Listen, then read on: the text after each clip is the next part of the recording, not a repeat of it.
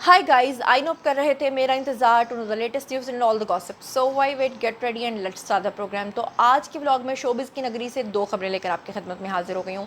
एक तो पाकिस्तान की मशहूर और मारूफ एक्ट्रेस हैं जी, जिनके बारे में आप सब लोग जानते हैं, उनके बेशुमार ड्रामाज आपने देखे हैं, फिल्म्स आपने देखी हैं। मैं बात कर रही हूँ सुहायल अली अब्लो की।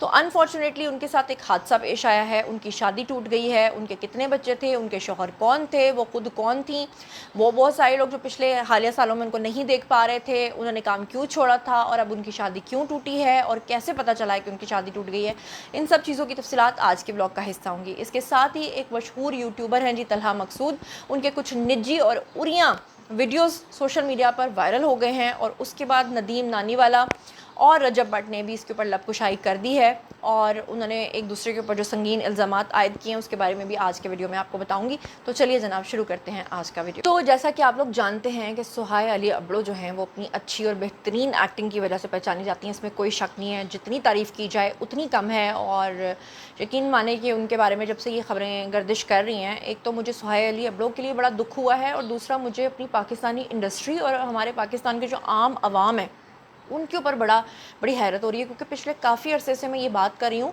कि पाकिस्तान के अंदर खुला के जो केसेस हैं उसमें मैं सिर्फ उन ख़वातीन की बात नहीं कर रही कि जो प्रोफेशनल ख़वातीन हैं या जिनका किसी शोबे से ताल्लुक़ है या जिनका किसी शोबे से ताल्लुक़ है, बल्कि मैं उन ख़वातीन की बात कर रही हूँ जो कि हाउस वाइफ्स थीं, जो आम घरों में रहने वाली ख़वातीन हैं। इतनी ज़्यादा शरह बढ़ गई है जिसकी कोई इंतहा नहीं है। और हर एक्ट्रेस की शादी जो है वो अल्लाह माफ़ करे अब 2-3 साल गुजर रही है। और जो हमारी पुरानी एक्ट्रेसेस हैं, यहाँ तक कि उन तक की खबरें आ रही हैं कि जनाब 20-20, 25-25 साल गुजारने के बाद शोहरों के साथ अलहदगी उनकी हो रही है। आई डोंट नो कि हमारे मुआशरे के अंदर हो क्या रहा है, पता नहीं। बहरहाल आप लोग जानते हैं कि सुहायल अब्लो ने बहुत सारे अपने फेमस प्रोजेक्ट्स दिए, जिसमें मोटरसाइकिल गर्ल वाला उनका प्रोजेक्ट था, रॉन्ग नंबर था, जवानी फिर नहीं आनी जैसी फ़िल्मों के अंदर उन्होंने शानदार अदाकारी की थी। सुहायल अब्लो ने, आपको पता है कि उसके बाद खामोशी से शादी कर ली थी और उनकी फ़िल्मों में और उनके ड्रामास उस वक्त बड़े पीक पे थे, बड़ी बोल्ड परफॉर्मेंसेस उन्होंने की, गानों की वजह से भी वो काफ़ी शोहरत में रही। उनकी पहली फ़िल्म जो थी वो इंजन 2013 में रिलीज़ हुई थी और माजी की एक बड़ी मकबूल फ़िल्म का वो रीमेक थी।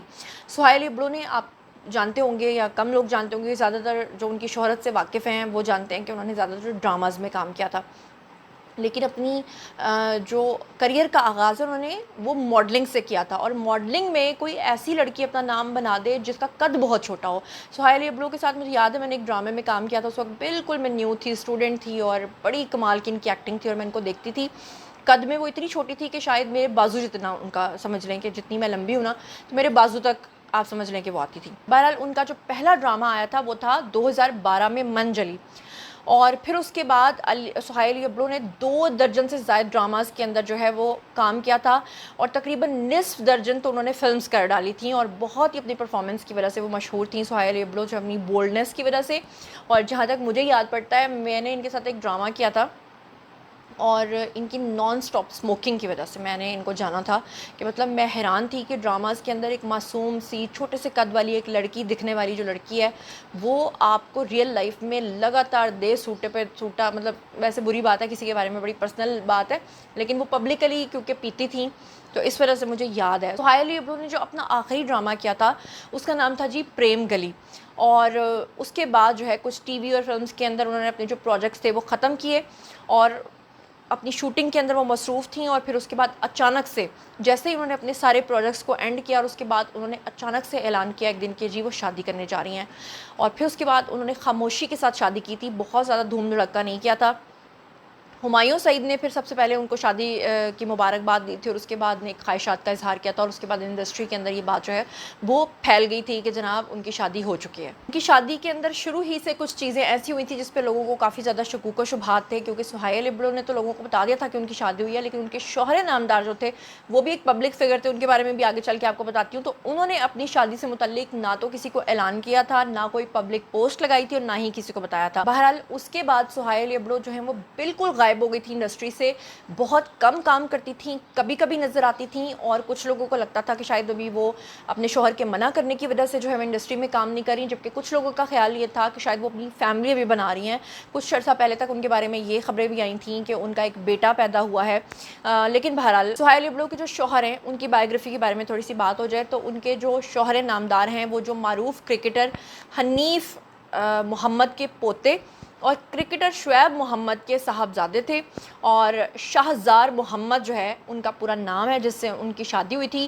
اور شاہزار محمد جو ہیں وہ کرکٹ کھیلتے تھے اور پیشے کے اعتبار سے وہ پروفیشنل ٹرینر بھی تھے. سوشل میڈیا پر یہ خبریں سب سے پہلے سہیل کی جب تصویریں آئیں تو اس کے بعد اوبیسلی دلہا کے بارے میں سب کو پتہ چلا تھا. پھر اس کے بعد پاکستان شوبز انڈسٹری سے تعلق رکھنے والی جو شخصیات ہیں انہوں نے اس کے اوپر جو ہے وہ مبارکباد دی تھی. لیکن سہیل نے اپنی شادی میں بھی بہت زیادہ لوگوں کو انوائٹ نہیں کیا تھا, اس کو تقریب کو بہت ہی نجی رکھا تھا. یہاں پر میں آپ کو بتاتی چلوں کہ سہیل کی جب سے شادی ہوئی تھی ان کی شادی میں بہت سارے اتار چڑھاؤ جو ہیں وہ شروع ہی سے آتے تھے. اور وہ ایک ایسی سٹار ہیں جنہوں نے ہمیشہ اپنی ازدواجی زندگی کو ویسے ہی بہت زیادہ نجی رکھا تھا, جس کی وجہ سے بہت سارے لوگوں کو پتہ بھی نہیں چلتا تھا. کبھی کبھار اپنے شوہر, اور کچھ لوگ کہتے ہیں ان کا ایک بیٹا تھا, کچھ لوگ کہتے ہیں نہیں جو ان کی ایک بیٹی تھی. بہرحال وہ کبھی کبھار اپنے شوہر اور اپنی بیٹی کی کچھ زندگی کی جھلکیاں جو ہیں وہ سوشل میڈیا پہ شیئر کرتی تھیں اور پھر اس کے بعد جو ہے وہ اچانک سے سوشل میڈیا سے غائب ہو جاتی تھی. اور آپ کو یہ بتاؤں کہ کچھ عرصے سے لوگ نوٹ کر رہے تھے کہ ان کے اپنے شوہر کے ساتھ کسی قسم کی کوئی پوسٹ وہ شیئر نہیں کرتی تھیں, یہاں تک کہ اب انسٹاگرام سے یہ بات پتہ چلی ہے. ویسے تو انفارچونیٹلی میں اس چیز کو اچھا نہیں سمجھتی, میں کافی عرصے سے اس بات کے اوپر آواز اٹھا رہی ہوں کہ پتہ نہیں کیا ہو گیا ہے کہ آئے روز جو ہمارے سٹارز ہیں اگر وہ سوشل میڈیا پر ایک دوسرے کو فالو کر لیتے ہیں تو اس کا مطلب ہے کہ ان کا رشتہ چل نکلا ہے, اور اگر وہ ایک دوسرے کو فالو نہیں کرتے تو اس کا مطلب, یا انفالو کر دیں تو اس کا مطلب ہے رشتہ ختم ہو گیا. یعنی آپ سمجھ لیں کہ انسٹاگرام کو جہاں ایک فیشن ٹرینڈنگ ایپ بنایا گیا تھا یا بزنس پروموشن ایپ بنایا گیا تھا, وہیں پر آج انسٹاگرام جو ہے وہ طلاقیں اور شادیاں اور ریلیشن شپس کی سمجھ لیں کہ رومرز کے اوپر جو ہے وہ ایک ایپ جو ہے وہ چل رہی ہے. بہرحال حال ہی میں ان کے شوہر جو ہیں ان کی جب کوئی پوسٹ نظر نہیں آئی اور اس کے بعد جب لوگوں نے دیکھا کہ دونوں نے ایک دوسرے کو انفالو کیا ہے تو اس کے بعد یہ چیز جو ہے وہ کنفرم ہو گئی.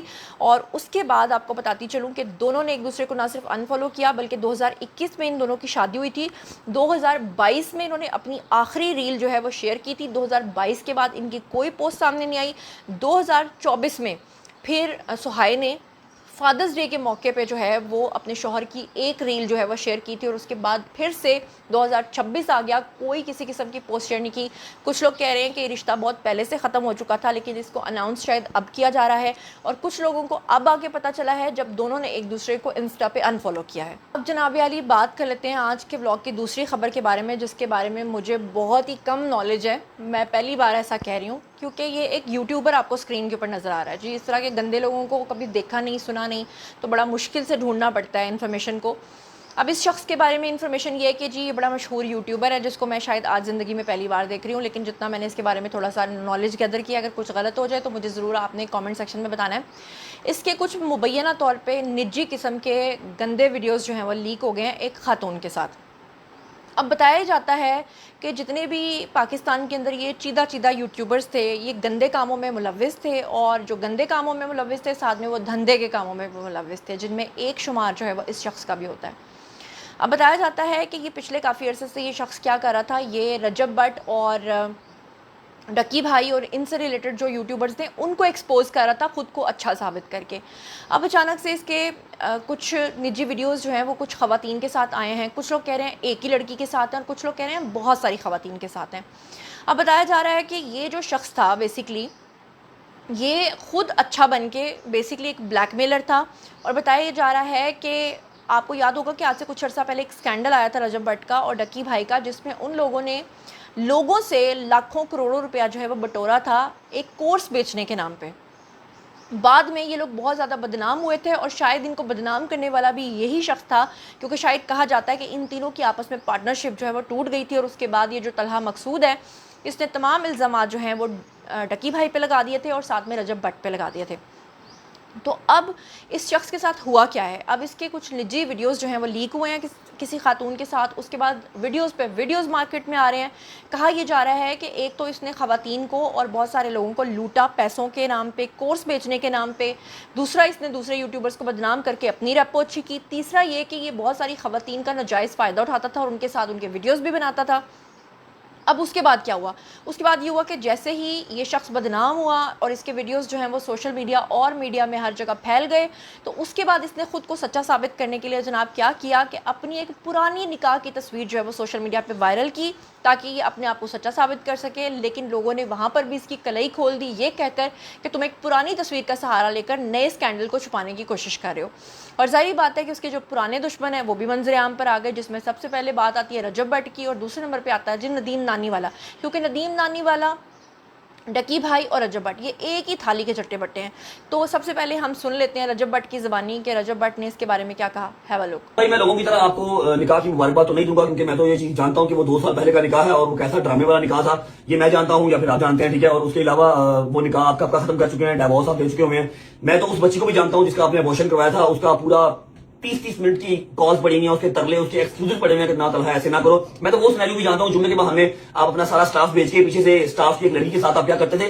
تھوڑا ٹائم لگ گیا لیکن سب کے سامنے چیزیں کھل کے آ گئی۔ اب لوگوں کے سامنے صرف اس کی وہ چمیاں شمیاں مارتے ہوئے ویڈیو نظر آ رہی ہے۔ آپ جو مرضی چمیاں کریں، آپ دبائیں دبوئیں، جو مرضی آپ کا اپنا کام ہے وہ۔ اس کے علاوہ جب آپ کو بقول آپ کے ہم جو اسکیم کر رہے تھے 5-5 ہزار کے نام سے، ریسلنگ والا اسکیم، پھر کوئی چیز لانچ کر رہے ہیں وہ والا اسکیم، ہر ایک اسکیم کے اندر آپ انکلوڈ ہونا چاہتے تھے۔ جب ہم نے آپ کو انکلوڈ نہیں کیا، کیونکہ نہ آپ 3 میں تھے نہ 13 میں تھے، اور ابھی بھی آپ نہ 3 میں ہیں نہ 13 میں ہیں، جب ہم نے آپ کو انکلوڈ نہیں کیا تو آپ کے ہر بٹن کے اوپر کوئی نہ کوئی ریکارڈنگ ہوتی تھی۔ ریکارڈنگ آپ کرتے تھے، اپنے مقصد کی ریکارڈنگ آپ یوز کرتے تھے، باقی آپ کٹ کرتے تھے۔ وہ کہاوت آپ نے سنی ہوگی کہ برے کام کا ہمیشہ برا نتیجہ۔ اچھا جی، رجب بٹ کی کہانی بھی سن لی، اور اب ہم سنتے ہیں ندیم نانی والا کی کہانی کہ وہ کیا فرما رہے ہیں۔ ببلو پاں جب میں سوشل میڈیا اوپن کرتا ہوں تو ببلو پاں ہو رہا ہے۔ دیکھیں یہ کسی کا ذاتی معاملہ ہے، اس کے بارے میں ہم بات نہیں کریں گے، لیکن اس ریویو نے جتنی سال آپ لوگوں کو لوٹا کورس کے نام پہ اور لوگوں کو مینوپولیٹ کیا، ایکسپوزر بنتا تھا، ان ریکارڈڈ ہوا پڑا سب کے سامنے، گندا والا۔ پوری پوڈ کاسٹ دیکھیں کیسے اس نے ڈکی بھائی سے 20 لاکھ لیے بلیک میل کر کے، کیسے اس نے لوگوں کو لوٹا۔ 200+ ہمارے پاس ایگریمنٹ آئے ہیں، 40 بچے ہمارے پاس آ گئے ہیں۔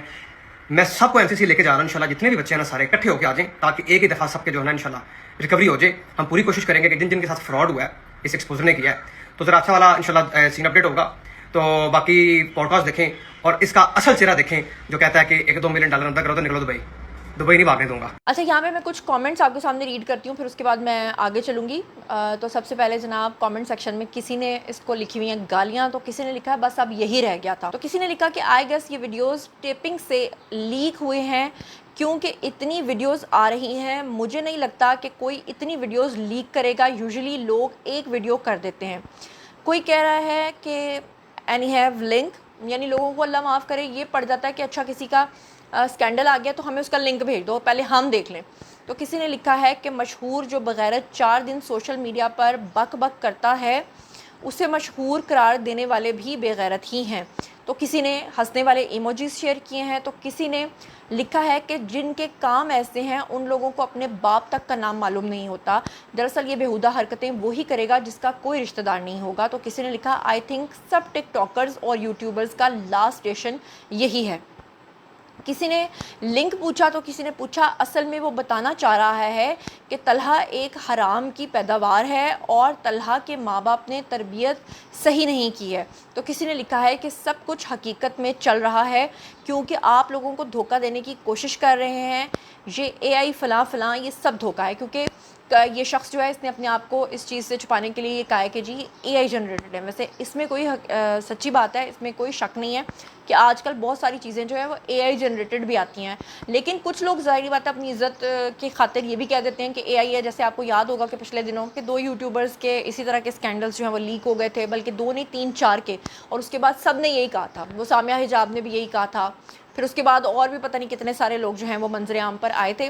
اب یہ تھی جناب ساری کہانی، اب فیصلہ جو ہے وہ آپ لوگوں کے ہاتھوں میں ہے کہ آپ لوگ اس بارے میں کیا سوچتے سمجھتے ہیں۔ بہر آج کے زمانے میں کسی پہ ٹرسٹ کرنا پیسے کی خاطر، میں کہتی ہوں اللہ معاف کرے کہ اپنی ماں تک بیچ دینا۔ اور اب تو مجھے یہ سمجھ نہیں آتی سوشل میڈیا پہ لوگوں نے ان کو اتنی گندی گالیاں دی ہیں کہ ذرا سی بات کے لیے آپ خواتین کے ساتھ ویڈیوز جو لگاتے ہیں پھر آپ کہہ دیتے ہیں لیک ہو گئی ہیں۔ لیک کہاں سے ہو جاتی ہیں؟ اتنے سالوں کے بعد بھی کہاں سے لیک ہو جاتی ہیں؟ اس کا مطلب ہے کہ کہیں نہ کہیں آپ کی خود کی انوالومنٹ اس میں ہوتی ہے۔ آپ لوگ اس بارے میں کیا سوچتے سمجھتے ہیں؟ کامنٹ سیکشن میں ضرور بتائیے گا۔ اپنا بہت خیال رکھیے گا، چینل کو سبسکرائب کر لیجیے گا۔ اللہ نے کے بعد